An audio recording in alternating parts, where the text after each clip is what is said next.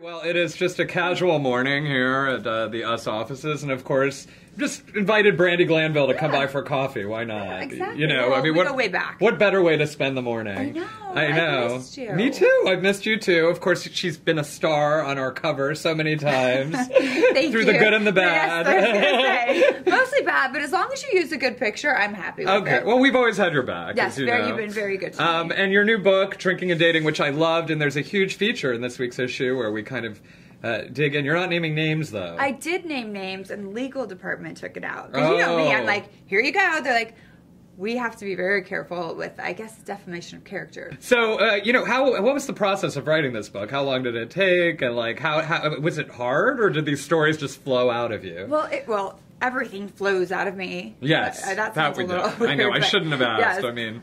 No, you see, I journal, and so anyway, like, you know, about different guys and my dating life, it just helps me, it's cathartic for me. So I went back and I decided, they said, you don't want to do another book? I'm like, I don't know if I have another book in me right now, because it's only been 5 years since I was divorced, and we all read that book. Yeah. And so I was like, well, you know, I could do a book about dating, because I've been there and I've made all the mistakes, and it's such a different world right now for me because I'm old. I don't want to say how old I am. I call it the new F word. I don't like it. Yeah. But it's different when you're that age and you have kids and you're back in the dating pool. Yeah. So I wrote some of my mishaps and told people what they should do, and don't do what I do what I say. So I wanted to ask you about, what is up with this bankruptcy thing? You've been tweeting with Lisa and the whole thing, because this is another issue.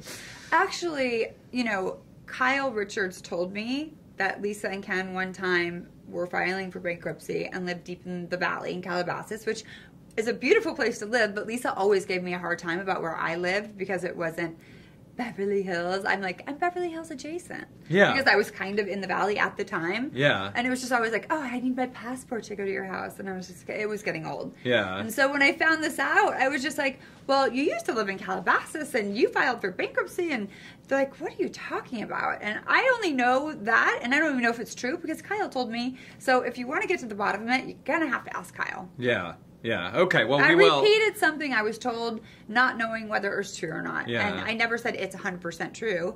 I did look it up online, and it did say that she lived there, but I don't know. I paid $9 to do that, so I'm just sharing that with you.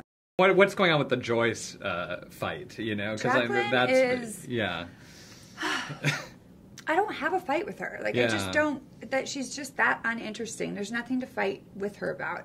She, like, makes up things in her head and then uses me to try to get press, I guess. And I don't want. Mm-hmm. She's vapid. Yeah. She's just there. Yeah. Like the couch. Yes, exactly.